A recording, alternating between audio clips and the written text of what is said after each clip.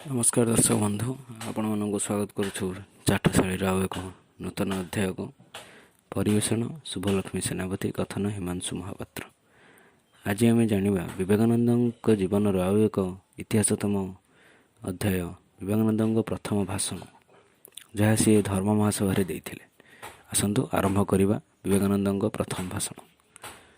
1893 ମସିହା ସେପ୍ଟେମ୍ବର 11 ତାରିଖରେ ଚିକାଗୋ ଧର୍ମ ମହାସଭାର ପ୍ରଥମ ଦିବସର ଅଧିବେଶନରେ ସଭାପତି କାର୍ଡ଼ିନାଲ ଗିବ୍ନସ୍ ପରେ ଅଭ୍ୟର୍ଥନାର ଉତ୍ତରରେ ସ୍ୱାମୀଜୀ କହିଲେ, ହେ ଆମେରିକାବାସୀ, ଭଗିନୀ ଓ ଭ୍ରାତୃବୃନ୍ଦ, ଆଜି ଆପଣମାନେ ଆମମାନଙ୍କୁ ଯେଉଁ ଆନ୍ତରିକ ଓ ସାଦର ଅଭ୍ୟର୍ଥନା କରିଅଛନ୍ତି, ତାହାର ଉତ୍ତର ଦେବାକୁ ଯାଇ ମୋ ହୃଦୟ ଅନିର୍ବାଚନୀୟ ଆନନ୍ଦରେ ପରିପୂର୍ଣ୍ଣ ହୋଇଯାଉଛି। ପୃଥିବୀରେ ସର୍ବାପେକ୍ଷା ପ୍ରାଚୀନ ସନ୍ନ୍ୟାସୀ ସମାଜ ପକ୍ଷରୁ ଆଜି ମୁଁ ଆପଣଙ୍କୁ ଧନ୍ୟବାଦ ଜଣାଉଛି। ସର୍ବଧର୍ମର ଜନନୀ ସ୍ୱରୂପା ଯେଉଁ ହିନ୍ଦୁ ଧର୍ମ, ତାହାର ପ୍ରତିନିଧି ହୋଇ ମୁଁ ଆପଣମାନଙ୍କୁ ଧନ୍ୟବାଦ ଜ୍ଞାପନ କରୁଛି।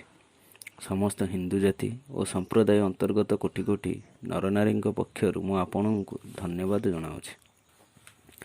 ଏହି ସଭାମଞ୍ଚରେ ସେହି କେତେଜଣ ବକ୍ତାଙ୍କୁ ମୁଁ ଧନ୍ୟବାଦ ଜଣାଉଛି, ଯେଉଁମାନେ ପ୍ରାଚ୍ୟ ଦେଶୀୟ ପ୍ରତିନିଧିଙ୍କ ସମ୍ବନ୍ଧରେ ମନ୍ତବ୍ୟ ପ୍ରକାଶ ଯେ ଅତି ଦୂରଦେଶ ନିବାସୀ ଜାତି ସମୂହ ମଧ୍ୟରୁ ଯେଉଁମାନେ ଏଠାରେ ସମାଗତ ହୋଇଛନ୍ତି, ସେମାନେ ମଧ୍ୟ ବିଭିନ୍ନ ଦେଶରେ ପରଧର୍ମ ସହିଷ୍ଣୁତାର ଭାବ ପ୍ରଚାର କରିବାର ଗୌରବ ଦାବୀ କରିପାରନ୍ତି।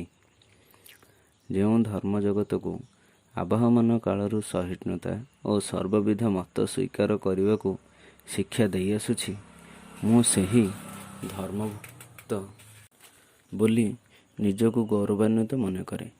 ଆମେମାନେ ଯେ କେବଳ ସବୁ ଧର୍ମକୁ ସହ୍ୟ କରୁ ତାହା ନୁହେଁ, ବରଂ ସବୁ ଧର୍ମଗୁଡ଼ିକୁ ଆମେ ସତ୍ୟ ବୋଲି ବିଶ୍ୱାସ କରୁ। ଯେଉଁ ଧର୍ମର ପବିତ୍ର ସଂସ୍କୃତ ଭାଷାରେ ଇଂରାଜୀ ଶବ୍ଦ ଏକ୍ସକ୍ଲୁସନ୍କୁ ଅନୁବାଦ କରାଯାଏ ନାହିଁ, ମୁଁ ସେହି ଧର୍ମଭୁକ୍ତ ବୋଲି ଗର୍ବ ଅନୁଭବ କରେ।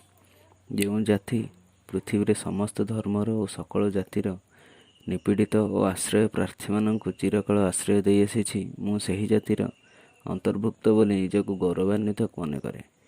ମୁଁ ଆପଣମାନଙ୍କୁ ଏକଥା କହିବାରେ ଗର୍ବ ଅନୁଭବ କରୁଛି ଯେ ଆମେ ଇହୁଦୀମାନଙ୍କର ଖାଣ୍ଟି ବଂଶଧରଗଣ ଅବଶିଷ୍ଟ ଅଂଶକୁ ଆଦର ସହକାରେ ହୃଦୟରେ ଧାରଣ କରି ରଖିଛୁ। ଯେଉଁ ବର୍ଷ ରୋମକମାନଙ୍କ ଭୟଙ୍କର ଉତ୍ପୀଡ଼ନରେ ଇହୁଦୀ ଜାତିର ପବିତ୍ର ମନ୍ଦିରଗୁଡ଼ିକ ବିଧ୍ୱସ୍ତ ହେଲା, ସେହି ବର୍ଷ ସେମାନେ ଦକ୍ଷିଣ ଭାରତରେ ଉପନୀତ ହୋଇ ଆଶ୍ରୟ ପ୍ରାର୍ଥୀ ହୋଇଥିଲେ। ଜରୋଆସ୍ତର ଅନୁଗାମୀ ମହାନ ପାରସିକ ଜାତିର ଅବଶିଷ୍ଟାଂଶକୁ ଯେଉଁ ଧର୍ମାବଲମ୍ବୀଗଣ ଆଶ୍ରୟ ଦାନ କରିଥିଲେ ଏବଂ ଆଜି ପର୍ଯ୍ୟନ୍ତ ଯେଉଁମାନେ ସେମାନଙ୍କୁ ପ୍ରତିପାଳନ କରୁଛନ୍ତି, ମୁଁ ସେମାନଙ୍କର ଅନ୍ତର୍ଭୁକ୍ତ। କୋଟି କୋଟି ନରନାରୀ ଯେଉଁ ସ୍ତୋତ୍ରଟି ପ୍ରତିଦିନ ପାଠ କରନ୍ତି, ଯେଉଁ ସ୍ତବଟିକୁ ମୁଁ ଶୈଶବରୁ ଆବୃତ୍ତି କରିଆସୁଛି, ତାହାର କେତୋଟି ପଂକ୍ତି ମୁଁ ଆପଣଙ୍କ ନିକଟରେ ଆବୃତ୍ତି କରୁଛି। ରୁଚିନାଂ ବୈଚତ୍ର୍ୟାଦୃଜ୍ କୁଟିଳ ନାନା ପଥପୁଷ୍ୟମ୍ ତୃଷାମେକୋ ଗମ୍ୟଶ୍ରମସୀ ପୟସାମ ନବ ଇବ। ବିଭିନ୍ନ ନଦୀର ଉତ୍ସ ବିଭିନ୍ନ ସ୍ଥାନରେ, କିନ୍ତୁ ସେମାନେ ସମସ୍ତେ ଯେପରି ଗୋଟିଏ ସମୁଦ୍ରରେ ସେମାନଙ୍କର ଜଳରାଶି ଢାଳି ଏକତ୍ର ମିଳନ ହୁଅନ୍ତି, ସେହିପରି ହେ ଭଗବାନ, ନିଜ ନିଜ ରୁଚିର ବୈଚିତ୍ର୍ୟ ବଶତଃ ସରଳ, କୁଟିଳ ପ୍ରଭୃତି ନାନା ପଥରେ ଯେଉଁମାନେ ଯାଉଛନ୍ତି, ତୁମେ ହିଁ ସେମାନଙ୍କର ଏକମାତ୍ର ଲକ୍ଷ୍ୟ। ଏହି ଧର୍ମ ମହାସଭା ଗୀତା ପ୍ରଚାରିତ ସେହି ଅଦ୍ଭୁତ ମତର ସତ୍ୟତା ପ୍ରତିପନ୍ନ କରୁଛି। ସେହି ବାଣୀ ଘୋଷଣା କରୁଛି, ଯେ ଯଥା ମାଂ ପ୍ରଯଜ୍ୟନ୍ତେ ତାଂ ତଥୈବ ଉଜାମ୍ୟହମ୍ ମମ ବର୍ତ୍ତମାନୁବର୍ତ୍ତନ୍ତେ ମନୁଷ୍ୟାଃ ପାର୍ଥ ସର୍ବଶଃ। ଯେ ଯେଉଁ ଭାବ ଆଶ୍ରୟ କରି ଆସୁନା କାହିଁକି, ମୁଁ ତାକୁ ସେହି ଭାବରେ ଅନୁଗ୍ରହ କରିଥାଏ। ହେ ଅର୍ଜୁନ, ମନୁଷ୍ୟମାନେ ସର୍ବତୋଭାବରେ ମୋ ଦିଗକୁ ହିଁ ଅନୁଗମନ କରିଥାନ୍ତି।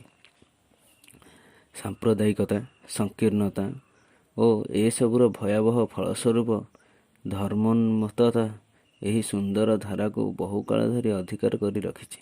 ଏଗୁଡ଼ିକୁ ପୃଥିବୀର ହିଂସାରେ ପୂର୍ଣ୍ଣ କରିଛି, ବହୁବାର ଏହାକୁ ନରଶୋଣିତରେ ସିକ୍ତ କରିଛି, ସତ୍ୟତାକୁ ଧ୍ୱଂସ କରିଛି ଏବଂ ସମଗ୍ର ଜାତିକୁ ହତାଶାରେ ମଗ୍ନ କରିଛି।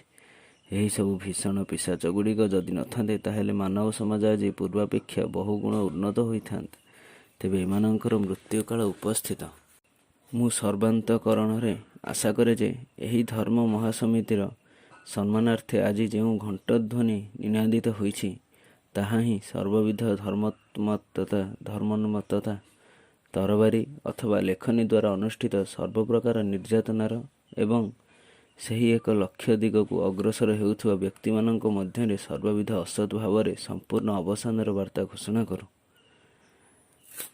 ତେବେ ଆଜିର ବିଷୟଟି ଏହିଠାରେ ସମ୍ପୂର୍ଣ୍ଣ ହେଉଛି। ଯଦି ଆପଣମାନଙ୍କୁ ଭିଡ଼ିଓଟି ଭଲ ଲାଗିଥାଏ ତେବେ ଲାଇକ୍, ସେୟାର ଏବଂ ସବସ୍କ୍ରାଇବ୍ କରନ୍ତୁ। ଧନ୍ୟବାଦ।